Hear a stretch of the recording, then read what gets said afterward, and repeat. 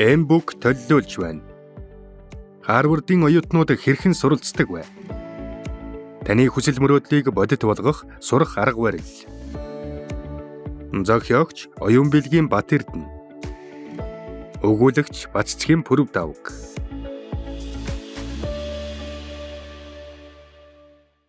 Өмнөх үг.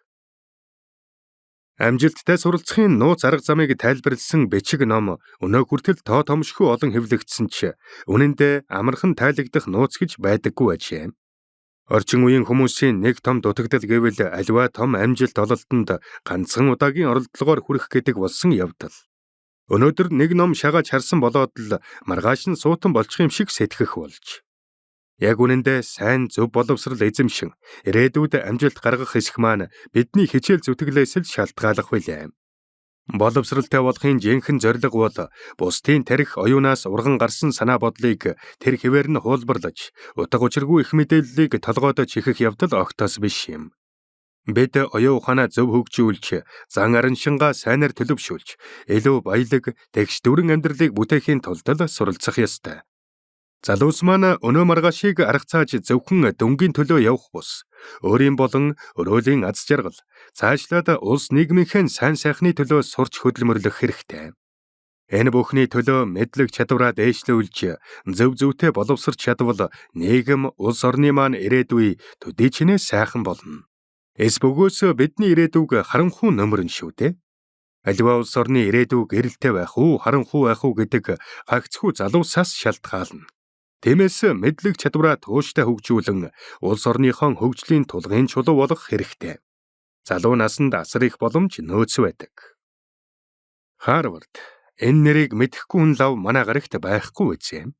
Гайхамшигыг бүтээхийг хүсдэг хэн бүхэн л энэ сургуульд суралцах нууцхан хүсэл тээж явдаг болов. Үнэхээр Харвард байгуулагдсан цаг үеэсээ өнөө хүртэл дэлхийд хамгийн шилдэг хэмээх байр сууриа хэвээр хадгалсаар ирсэн билээ. Оюутан цагаас эхлэн би өөрийн сонирхлоор Харвард гэх энэ нэршилтэй холбоотой цөөнгүй материалуудыг цуглуулж уншсаар ирсэн юм. Өөрийн хэмжээнд сонирхох төдийгээр цуглуулж уншсан бичвэр маань нэлээд болж, энэ бүхнийг эмхэлж цэгцлэн ном болгох юмсан гэсэн битүүхэн хүсэл тээх болсон юм. Энэ хугацаанд Харвардын их сургуультай холбоотой бусад орны хэл дээр гарсан ном товхимлыг олонтоо уншсан бөгөөд миний хувьд гадаад хэлний орчуулагч мэргэжилтэй цөөнгүй номыг их хэл дээрээ орчуулж буулгасан ажлын туршлага дээрээ тулгуурлан энэ бүх материалаа эмхэлж цэгцлэн монголчуудаа тэр дундаа улс орныхоо ирээдүй хойчийг авч явах залуучуудаа зориулан ном болгож гаргахаар шийдсэн мэн энэ юм.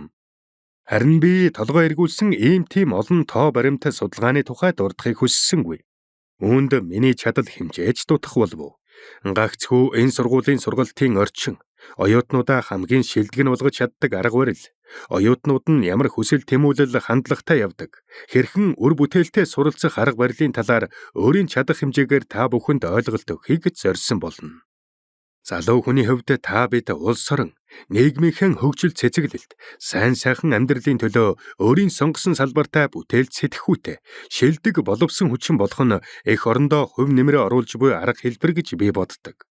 Зөвхөн оюутан залуучууд гэлтгүй нийгмийн олон салбарт суралцаж, бас хөдөлмөрлөж байгаа хэн бүхэнд зорилго, хүсэл мөрөөдлөө бодит ажил хэрэг болгоход энэ ном маань хувь нэмэр оруулна гэдэгт би итгэл дүүрэн байна. Нэгдүгээр бүлэг. Залхуурал бол хамгийн том алдаа. Харвардынхан онцгой хүмүүс биш. Харвардын их сургуульд ийм үг байдаг. Амжилт тухайн хүн чөлөө цагаа хэрхэн ашиглаж байгаагаас шалтгаалдаг гэж. Дээрх өгүүлбэр товчхондоо та бусад хүмүүсийн хичээллэх цагт хичээллэн, ажиллах цагт ажилдаг бол бусдаас ялгаран амжилт гаргана гэж найдах хэрэггүй гэдгийг бидэнд хатуу сануулж байна. Оюутан залуучуудын хувьд өдөр бүр хичээлийн тогтсон хуваар чөлөө цагтай байдаг. Энэ чөлөө цагийг ихэнх хүмүүс найз нөхөдтэйгээ уулзах, хайртай хүнтэйгээ болцоонд явах, гэр бүлтэйгээ өнгөрөөхийг хүсэх нь мэдээж.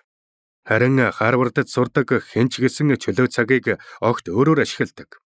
Оюутнууд боломж гарвал ном уншихад маш их анхаардаг бөгөөд бүтэн жилийн хугацаанд унших номныхон төлөвлөгөөг гаргадаг байна.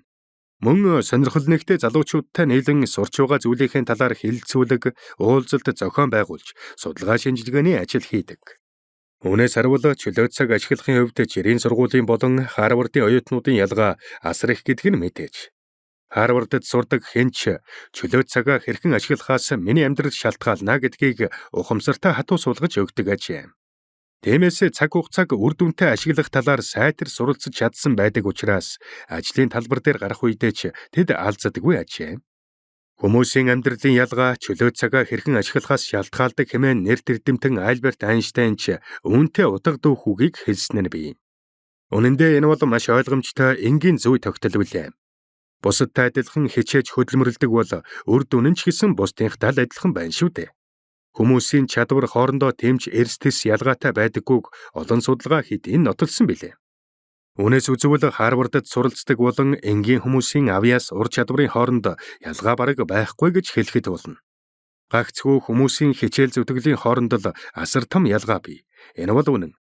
Хэтэрхий энгийн санаа юм шиг боловч та амьдралаа өөрчлөхийг үнэхээр хүсдэг бол бусдаас илүү хичээж зүтгэх зайлшгүй шаардлагатай. Бусад хүмүүс цаг хугацааг хэрэггүй зугаа цэнгэл аахар шахар зүйлд үрж байвал та харин өөрийгөө тасралтгүй хөгжүүлэхэд зарцуулаарай.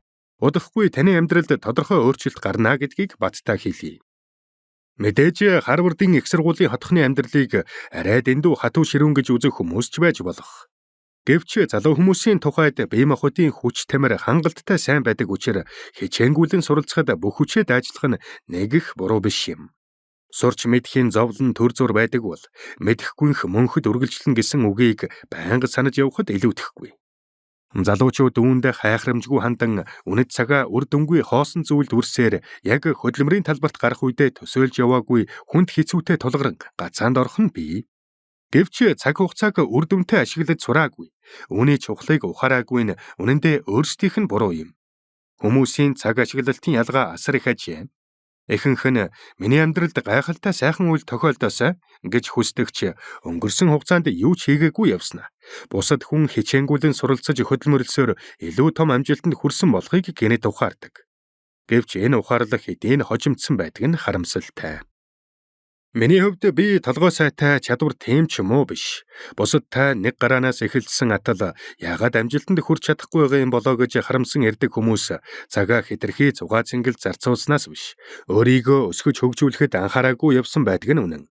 Хичээл зүтгэл гаргаагүй мөртлөө амжилт ирнэ гэсэн хий хоосон итгэл найдвар өвөртлөн өөрийгөө бусдаас илүү гайхалтай чадвартай гэж хэд итгэсээр залуунаасаа өнгөрөөдөг хүмүүс ч олон. Ийм хүмүүс бүх хэрэг явдал өнгөрсний дараа л ухаардаг. Тэд том зүйлийг мөрөөдөн арвин ургац авах гэж хүлээснээс биш бодитоор газар хагалж үр суулгахад хүч хөдөлмөр цаг хугацаагаар хөрөнгө оруулалт хийгээгүй гэсэн үг юм. Тиймээс танд шаардлагатай зүйл бол хий хоосноор өөртөө хэд итгэх бус. Харин бодит хичээл зүтгэл хөдөлмөр юм. Харвардын нэг багшийн хэлснийг иш татан үзвэл төгссөнийхөө дараа орон зай цаг хугацааны хамааралгүйгээр чадвараа илэрхийлэн бусдад хүлээн зөвшөөрөгдөхийг хүсдэг бол суралцах хугацаанд унтаж амархад их цаг зарцуулж болохгүй гэсэн хатуу үг байгаа юм. Харвардд элссэн оюутнуудын авьяас ур чадвар ерөнхийдөө сайн байдаг нь мэдээж. Гэсэн хэдий ч тэд эрдэж өнгөрөөд байлгүй харин ч бүх хүчээ улам дайчлан суралцдаг. Хамгийн гайхалтай хүн гэж хамгийн их хичээл зүтгэл гаргадаг хүнийг хэлнэ гэдэгчлэн энэ соёл Харвардд бүрэн шингэжээ. Үүнийг илүү энгийнээр ойлгохын тулд дараах жишээг үздэхэй. Нэгэн эрдэмтэн дэлхийн нийтийн өмнө тулгараад байсан асуудлыг шийдвэрлэн математикийн сэдвээр болсон эрдэм шинжилгээний хуралд ажиллаа тайлгнажээ. Түүний энэ амжилтыг хүн бүхэн шагшин магтаж байсан ба тэдний дундаас нэг нь энхүү хэлв. Та бол миний уулзж явсан хүмүүс дундаас хамгийн агуу хүн. Гэтэл эрдэмтэн хариудна. Үгүй ээ, би таны бодож байгаа шиг тийм гайхалтай хүн биш. Харин бусад хүнтэй харьцуулахад би бага зэргийн илүү хичээснээс цаашгүй. Гэд нөгөө залуугаас ийн асуув. Та намайг энэ тоог бодоход хэдий хэр хугацаа зарцуулсан гэж бодож байна? Залуу 1-7 хоног орчим болов уу? Гэхэд эрдэмтэн инээмсэглэсэндээ дахин 1 сар орчим зарцуулсан уу? Эрдэмтэн толгойс ихсрэв. Гэтэл нөгөө залуу их л гайхсан шинжтэй арай та 1 жилийн турш энэ асуултын хариуг олох гэж ажилласан биш үсттэй гэлээ. Хариуд нь эрдэмтэн та бас л таасангүй. 1 жил ч биш. Би энэ тоог бодохын тулд 3 жилийн хугацаа зарцуулсан гэж хэлв. Дээрхээр бидэнд тууштай хичээл зүтгэл сэтгэлийн хат гэдэг хичнээн чухал болохыг ойлгуулж байна. Харвардд сурдаг хэнч 7 хоног бүр хэдэн 10 зузаан ном уншиж олон мянган үгтэй бие таалт бичдэг. Өөр шөнийн цагаар оюутны хотхон өдөр эмшиг гэрэл гэгээд намын санаа нь оюутнуудаар дүүрэн болдог. Мөн хооллож байгаа оюутнууд ч бүгд нэг гартаа ном барьсан юм уу? Дэвтэртээ ямар нэгэн зүйлийг тэмдэглэж харагдана. Бүр цаашлаад эмнэлэгт үзүүлэхдээ ч номоо тэрсэн чихтэй ирдэг байна. Үүнийг сонсоод та ямар сурахын хинэ туссан хүмүүс вэ гэж бодож болох юм. Гэвч ингэж дүгнэхээс өмнө суралцахад яагаад ингэж улаарч анхаардаг учир шалтгааныг нэг бодоод үзэх нь зүйтэй. Үнэн дээр бид оюутан цагаа эргээд бодоход тэр их цаг хугацааг хий дэмий зүйлд үрж олон сайхан боломжийг алдсан байдаг. Та одоо ямар нөхцөлд байгаа нь өнгөрсөн хугацаанд хэрхэн амьдрсны тань үр дүн шүү гэдгийг хатуу хэлмээр байна. Тиймээс бид өнгөрсөн бүхний араас харамсаж суухын оронд сурч мэдэж өөрийгөө хөгжүүлэх боломжтой цаг хугацаанд Харвардынхан шиг улаарын суралцах хэрэгтэй. Ингэж хичээлээгээд танд ямар ч гэсэн муу юм болохгүй. Хүмүүс Харвардын оюутны хотхоныг явдаг номын сан гэж нэрлэдэг нь оюутнуудын суралцаж буй байдлаас болсон биз. Тус их сургуулийн уур амьсгал сурах орчин ийм учраас олон зуун эрдэмтэн Нобелийн шагналтныг төрүүлээд байдагт нэг их гайхаад байх хэрэггүй мэт санагдана.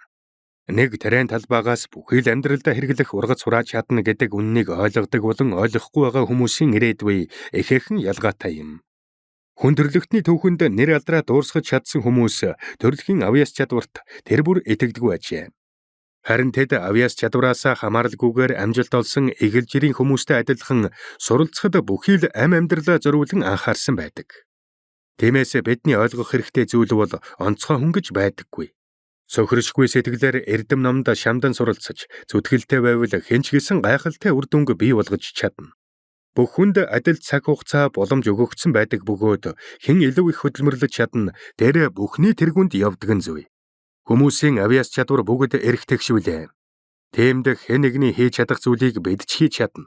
Суу тухаантнууд гэж нэрлэгддэг бүх хүмүүс гайхалтай чармааж хөдөлмөрлсөн улс байдаг.